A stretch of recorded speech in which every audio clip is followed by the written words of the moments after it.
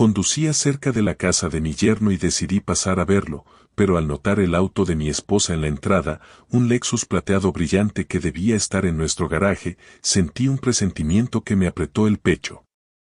Algo anda mal, pensé, y me acerqué con sigilo a la ventana, procurando no hacer ruido.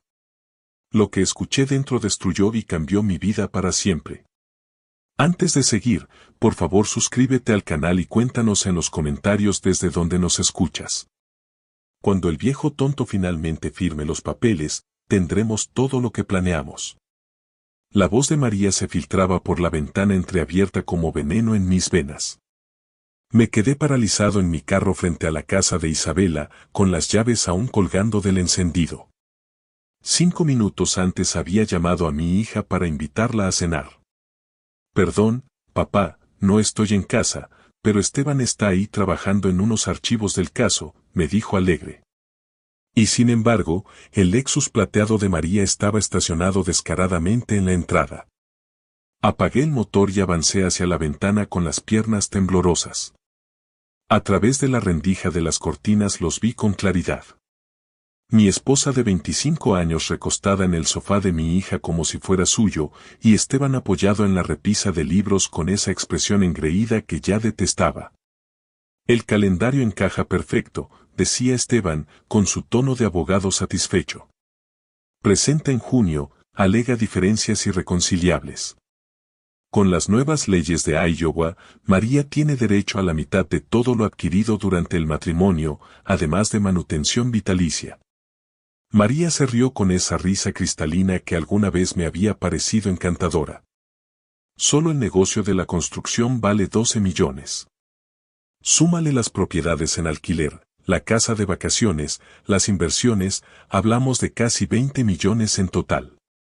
Me temblaban las manos mientras sacaba el celular y empezaba a grabar justo cuando Esteban seguía con su discurso legal. Lo mejor es su naturaleza confiada. Ricardo no tiene idea de que llevamos meses documentando sus bienes. Estados de cuenta, escrituras, avalúos de la empresa, todo ya está copiado. Señaló una carpeta manila sobre la mesa de centro. Prácticamente nos entregó las llaves de su reino. 25 años fingiendo ser la esposa devota, dijo María mientras revisaba sus uñas cuidadas, simulando interés en sus aburridas historias de construcción, asintiendo con cara de preocupación cuando hablaba de la nómina. Dios, el hombre de verdad cree que lo amo. Una rama se quebró bajo mi pie. Ambos se quedaron congelados a mitad de la charla, girando la cabeza hacia la ventana como ciervos sorprendidos. Me pegué contra la pared de ladrillo, con el corazón golpeando mis costillas y el sudor corriendo a pesar del frío de abril. ¿Escuchaste algo? La voz de María sonó con un matiz de sospecha. Probablemente solo sea el gato del vecino, respondió Esteban tras una pausa. Estás paranoica. ¿Y acaso puedes culparme si Ricardo descubre esto antes de que estemos listos? No lo hará. Ese hombre no sabría reconocer una conspiración ni aunque la tuviera frente a sus narices con un letrero luminoso.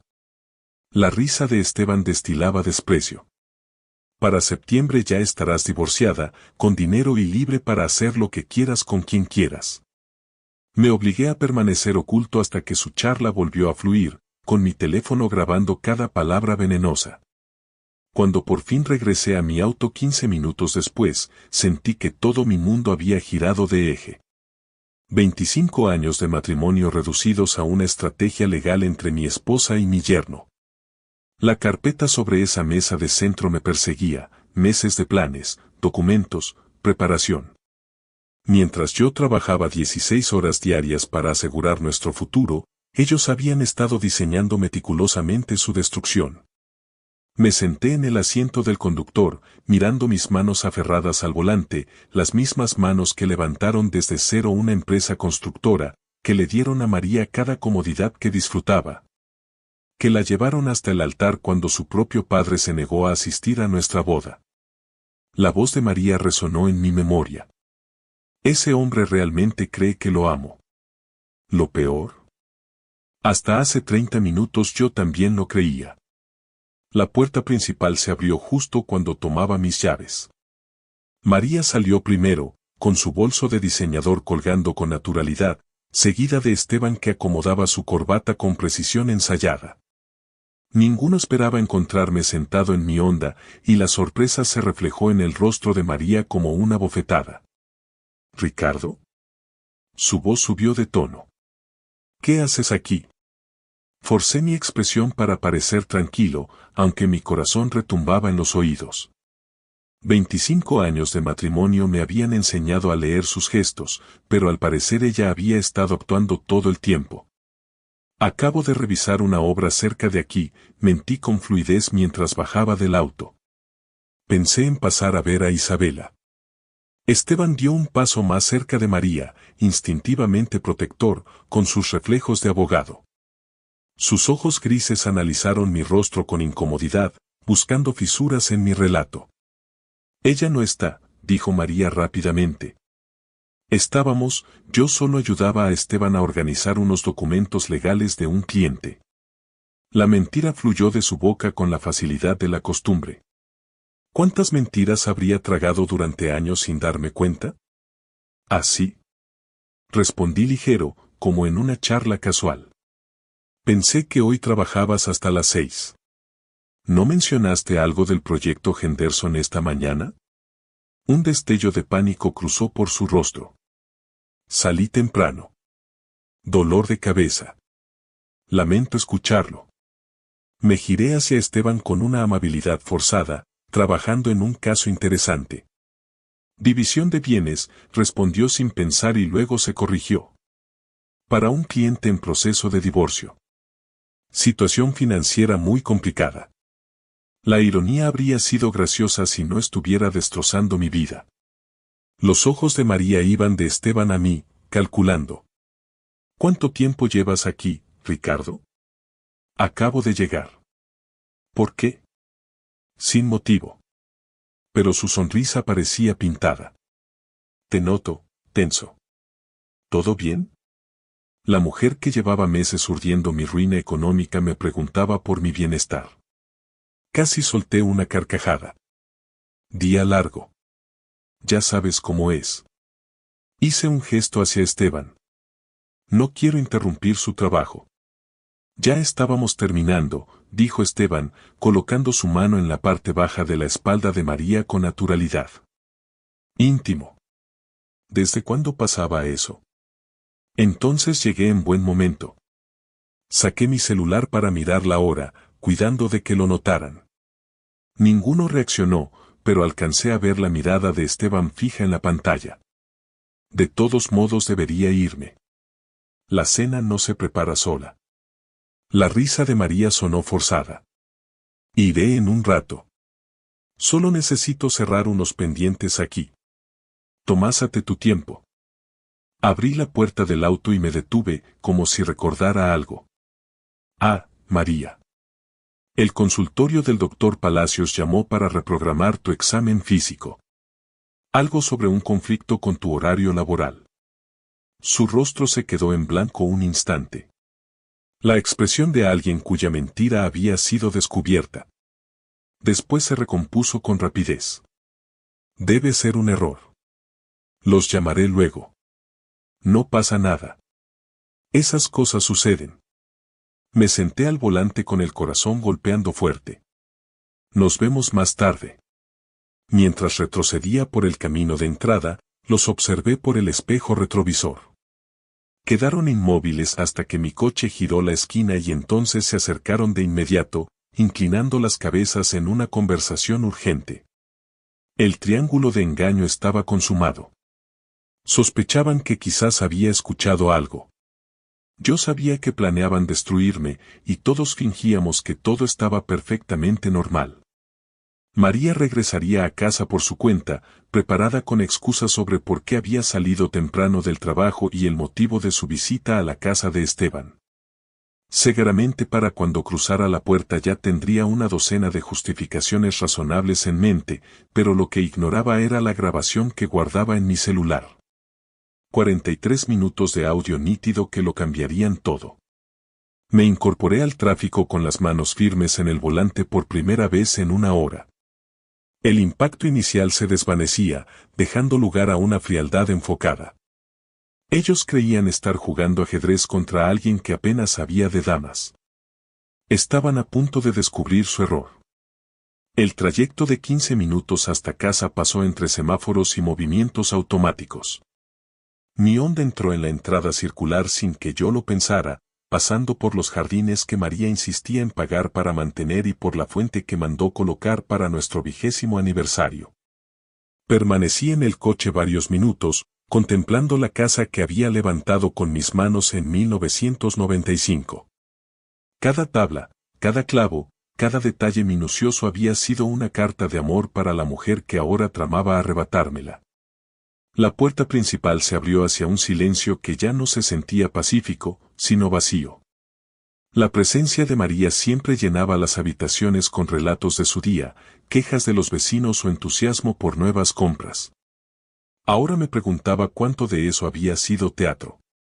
Lo primero que llamó mi atención fue la foto de nuestra boda sobre la repisa. 15 de diciembre de 1987.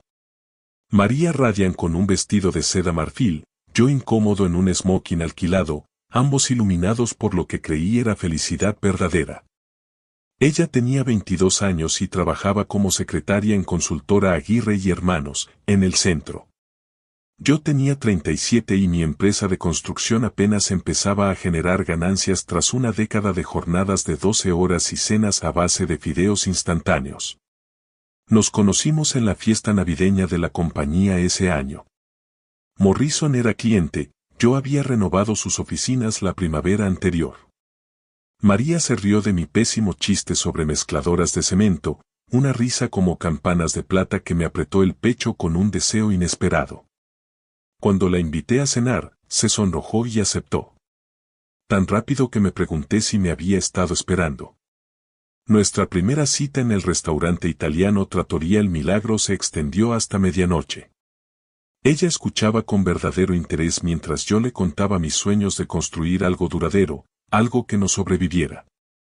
Sus ojos brillaron cuando hablé de las casas que quería crear, de las familias que quería resguardar. No solo construyes estructuras, me dijo tomando mi mano sobre la mesa, estás construyendo hogares. Le propuse matrimonio 6 meses después. Sobre la mesa de la cocina aún estaba la tarjeta de nuestro 25º aniversario del diciembre pasado, con la caligrafía de María impecable en tinta azul. A mi maravilloso esposo, gracias por hacer realidad todos mis sueños. Por 25 años más de felicidad. Con todo mi amor, María. Con todo su amor. Esa frase ahora tenía un sabor amargo. Caminé hacia la sala, donde las fotos de Isabela de bebé adornaban los estantes empotrados que yo mismo había fabricado durante el embarazo de María. 8 de junio de 1995. El día en que nació nuestra hija. María agotada pero resplandeciente, sosteniendo a nuestro pequeño milagro enrojecido como si hubiera sido hecha para la maternidad. Esos primeros años fueron los más felices de mi vida. María se entregó a ser madre con la misma pasión con la que alguna vez había organizado nuestra boda.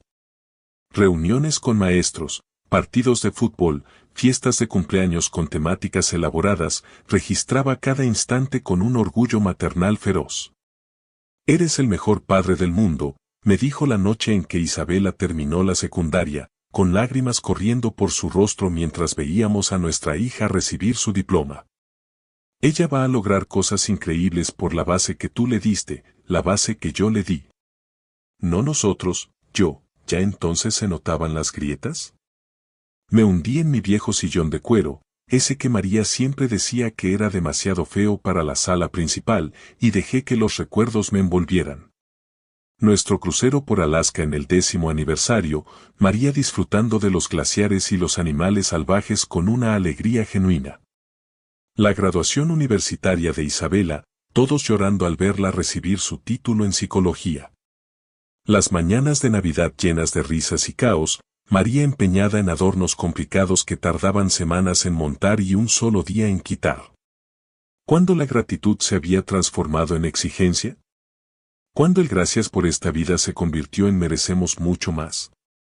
La grabación en mi teléfono tenía la respuesta: María no me amaba desde hacía años, quizá décadas. Cada beso, cada aniversario, cada te amo susurrado en la oscuridad había sido calculado. Manipulación diseñada para mantenerme trabajando, produciendo, acumulando una riqueza que al final sería suya. 25 años de mi vida reducidos a una estrategia legal. Me senté en la penumbra de la sala, rodeado de las pruebas de lo que había creído un matrimonio feliz, y sentí que algo frío y calculador se imponía sobre el dolor. María pensaba que jugaba a largo plazo, colocándose para obtener el máximo beneficio económico mientras mantenía la apariencia de inocencia. No tenía idea de que su esposo tenía la misma mente estratégica que había levantado un imperio de construcción desde cero. El juego estaba a punto de cambiar. El silencio de la sala me envolvió mientras me obligaba a pensar como el empresario que siempre había sido. ¿Cuándo pasó María de ser una verdadera compañera a moverse por cálculo? La respuesta llegó con una claridad incómoda. En 2020, cuando Constructora Valverde ganó el contrato para el Centro Municipal Morrison. 50 millones en 3 años, el proyecto más grande en la historia de la compañía. Esa noche de abril llegué a casa esperando celebración, quizá champán, sin duda el entusiasmo que me había acompañado en cada logro anterior. En cambio, María estaba sentada en la mesa de la cocina con una revista de bienes raíces y una calculadora. Esto significa que por fin podemos comprar la casa en la calle ELM, anunció sin levantar la vista. La que tiene la entrada circular y la piscina. Los Henderson piden 4.2 millones. No hubo felicitaciones por el logro, ni orgullo por el trabajo que emplearía a 300 personas durante 3 años. Mi éxito parecía ser para ella solo un medio para comprar lo que deseaba.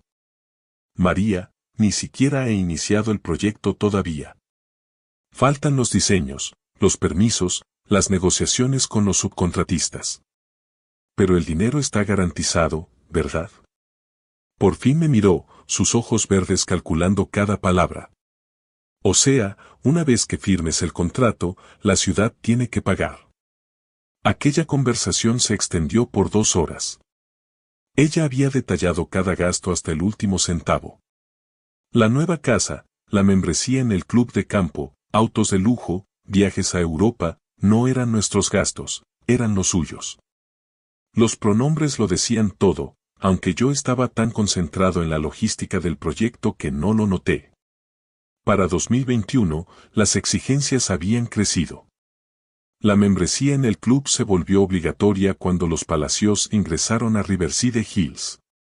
Nuestra cabaña de vacaciones en Villa Montaña en Sierra del Sol, perfectamente cómoda, pasó a ser motivo de vergüenza comparada con la casa de los Johnson en Aspen.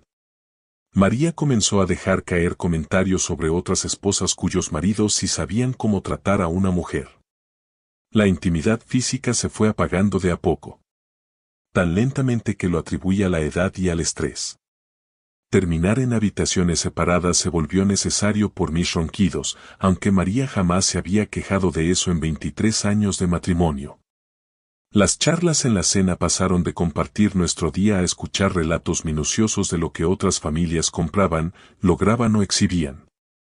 El mes pasado mencionó que el esposo de Sarah Michelle le había comprado un Mercedes por su aniversario, cortando su salmón con precisión quirúrgica, solo porque él apreciaba todo lo que ella había sacrificado por su matrimonio. Sacrificado, como si haber apoyado mi carrera mientras vivía en el lujo hubiera sido una gran pérdida personal. La amistad con Esteban se intensificó después de la boda de Isabela en septiembre de 2023. De pronto María mostraba interés por procedimientos legales, preguntando cosas hipotéticas sobre división de bienes y derechos conyugales para una amiga que quizá necesitara consejos. Empezó a recibir llamadas que la llevaban a otra habitación, diciendo que eran del club de lectura o de reuniones de voluntariado. ¿Cuántas de esas llamadas habrían sido sesiones de conspiración? Saqué mi teléfono y volví a escuchar fragmentos de la grabación de hoy. La voz de Esteban: llevamos meses documentando sus bienes. La risa de María: 25 años fingiendo ser la esposa devota. Ahora todo tenía sentido. El repentino interés de María en mis reportes financieros, sus preguntas sobre la evaluación de la empresa, su insistencia en tener cuentas conjuntas mientras mantenía sus propias tarjetas de crédito separadas. Había estado recolectando información mientras yo levantaba el mismo imperio que planeaba arrebatarme. Pero María cometió un error grave en su estrategia. Subestimó al hombre que levantó Constructora Valverde con un solo camión y un juego de herramientas prestado. La misma mente analítica que navegó 35 años de proyectos de construcción, negociaciones sindicales y contratos municipales ahora estaba enfocada en un problema muy distinto. Ellos pensaban que estaban jugando ajedrez con alguien que no conocía las reglas. María había pasado meses moviendo sus fichas convencida de que yo nunca vería el tablero. Estaba a punto de descubrir que su esposo entendía de estrategia mucho más de lo que jamás había imaginado. Me levanté del sillón y caminé hacia mi despacho, donde los estantes empotrados guardaban carpetas con 35 años de registros empresariales. Declaraciones de impuestos, contratos, acuerdos de sociedad, escrituras de propiedades, todo lo que María pensaba estar documentando en secreto. Pero yo sabía algo que ella ignoraba. Los verdaderos activos no estaban en esos papeles.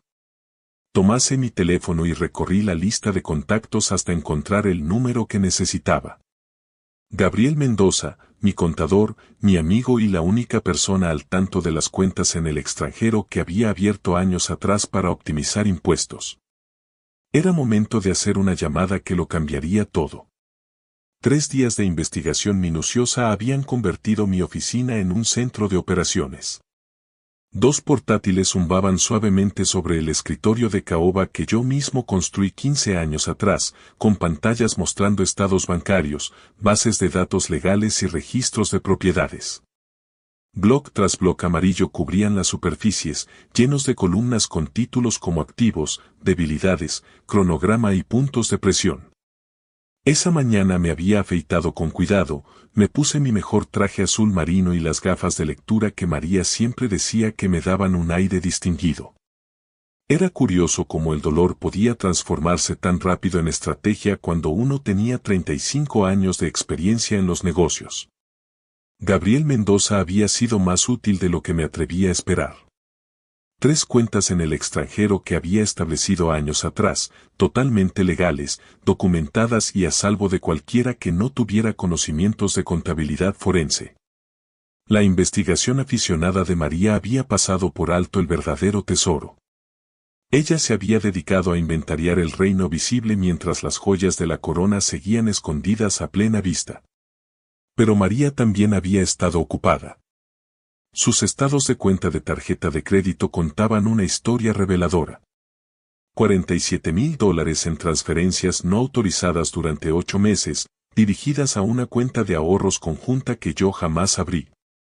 El nombre del beneficiario me hizo apretar la mandíbula. Estebaniel Thompson. Ellos ya se estaban posicionando como socios financieros mucho antes de que su conspiración de divorcio comenzara. Almuerzos de lujo en el Club Campestre Las Palmas, tratamientos de spa de $300, compras de ropa de diseñador que coincidían sospechosamente con sus reuniones de club de lectura. Cada gasto trazaba el retrato de una mujer preparándose para otra vida. Las 8 de 500 carteras Hermès que adquirió el martes pasado resultaban especialmente irónicas, considerando que esa misma mañana se había quejado del precio de la despensa. Las vulnerabilidades de Esteban resultaron aún más interesantes. Mis contactos en la industria de la construcción habían sido generosos compartiendo información sobre el abogado más ambicioso de Santa Esperanza. El hombre que planeaba quedarse con mi fortuna estaba ahogado en deudas. $180,000 en préstamos estudiantiles. Un alquiler de oficina de $8,500 al mes escogido más por apariencia que por sensatez y una fama creciente de cruzar la línea ética cuando los pagos se atrasaban. Thompson es un abogado astuto, me comentó Jaime Duarte de Morrison Concrete mientras tomábamos café, pero tiene gustos de champán con bolsillo de cerveza, le debe a 3 de mis subcontratistas casi $25,000 en total. Siempre promete pagar la próxima semana y luego se esfuma cuando llegan las facturas. En la página de la Asociación Estatal de Abogados encontré 2 quejas éticas desestimadas en el último año, ambas por mal manejo de fondos de clientes. Desestimadas, sí, pero registradas. En el ámbito legal, incluso las acusaciones sin éxito manchan la reputación profesional. Me recosté en mi sillón de cuero revisando la información recopilada durante 72 horas de paciente investigación. María y Esteban habían subestimado de manera catastrófica a su contrincante. Solo habían visto a un esposo confiado que trabajaba largas horas y casi nunca cuestionaba los gastos de la casa. No supieron reconocer la mente analítica que convirtió a Constructora Valverde de un solo camión en una empresa de $12 millones. El teléfono sonó, sacándome de mi estrategia mental. El nombre de Isabela apareció en la pantalla. Hola, cariño. Mantuve mi voz cálida, normal. ¿Cómo va tu día? Papá, necesito preguntarte algo. Su tono cargaba la neutralidad cautelosa que usaba con pacientes en crisis. ¿Todo está bien entre vos y mamá últimamente? Hay una tensión rara cuando los veo juntos. Mi mano se apretó contra el teléfono. ¿Cuánto sabía? ¿Qué tanto le había contado Esteban de su conspiración? ¿Por qué lo preguntas? Cosas pequeñas. Mamá parece preocupada por dinero, lo cual es raro ya que al negocio le va muy bien. Y Esteban hace preguntas extrañas sobre cómo está estructurada tu compañía, cómo funcionan las sociedades y quién controla los activos. Hizo una pausa. Parece como si estuvieran buscando información, pero no entiendo para qué. ¿Buscando información? La formación en psicología de mi hija había detectado la conducta depredadora que su madre y su esposo creían oculta. Probablemente solo sea curiosidad sobre cómo funciona el mundo de los negocios, respondí con cautela. ¿Tu mamá siempre se ha interesado en la seguridad financiera? Tal vez. Pero Isabela no sonaba convencida. Papá, si algo estuviera mal, me refiero a algo serio, me lo dirías, ¿verdad? La pregunta quedó suspendida entre nosotros como un arma cargada. ¿Decirle qué? ¿Que su madre planeaba destruirme económicamente? ¿Que su esposo dirigía toda la conspiración? ¿Que la familia en la que confió toda su vida estaba construida sobre mentiras? Por supuesto, cariño, pero todo está bien. Solo las presiones normales del negocio. Cuando colgamos me quedé mirando mis notas de investigación. Esteban había estado sacándole información a mi hija sobre la estructura de mi empresa. El alcance de su operación de espionaje era más amplio de lo que había imaginado. Era momento de asegurarme de que recibieran exactamente la información que yo quería que tuvieran. Todavía estaba asimilando la advertencia de Isabela sobre la pesca de Esteban cuando sonó mi línea segura. Era Sara Ibáñez, mi contadora desde hacía 12 años, con su voz firme y profesional. Ricardo, ya tengo listos los documentos de protección patrimonial para que los firmes. Cuando mencionaste que querías actualizar la planificación de la herencia, me tomé la libertad de investigar las estructuras más convenientes. Hubo un silencio. Esto va más allá de la planificación sucesoria, ¿verdad? ¿Qué perceptiva eres? 28 años en la contabilidad forense te enseñan a leer entre líneas. ¿Debería preguntar contra qué tipo de amenaza nos estamos protegiendo? De carácter doméstico. El silencio de Sara lo dijo todo. Ella había manejado 3 divorcios de supervisores de mi cuadrilla de construcción. Conocía bien ese terreno. Tendré todo preparado para el mediodía, respondió. Los bienes de la empresa estarán completamente blindados contra cualquier acción legal personal. Quien intente atacar tus finanzas personales ni siquiera alcanzará a ver el dinero real. Para las 10 de la mañana ya estaba sentado frente a Tomás As Andrade, presidente del Banco Nacional de Santa Esperanza y mi compañero de golf por 15 años. La sala de conferencias de Caoba olía a café y cuero, un terreno familiar donde había negociado decenas de préstamos de construcción. Revisión de seguridad de cuentas, dije, deslizando los documentos sobre la mesa pulida. Necesito que todos los accesos conjuntos sean verificados y congelados temporalmente hasta confirmar identidad. Las cejas de Tomás se arquearon levemente. Esto es bastante exhaustivo, Ricardo. ¿Cada cuenta conjunta, línea de crédito y sistema de pago automático? ¿Absolutamente todas? ¿Puedo preguntar? No puedes. Pero lo dije con una sonrisa. ¿Cuánto tardan en hacerse efectivos los bloqueos de seguridad? De inmediato, con tu firma, todos los titulares recibirán una notificación de que el acceso requiere verificación presencial con identificación y documentación secundaria. Tomás me miró fijo. Esto va a incomodar bastante a María. Eso es lo que espero.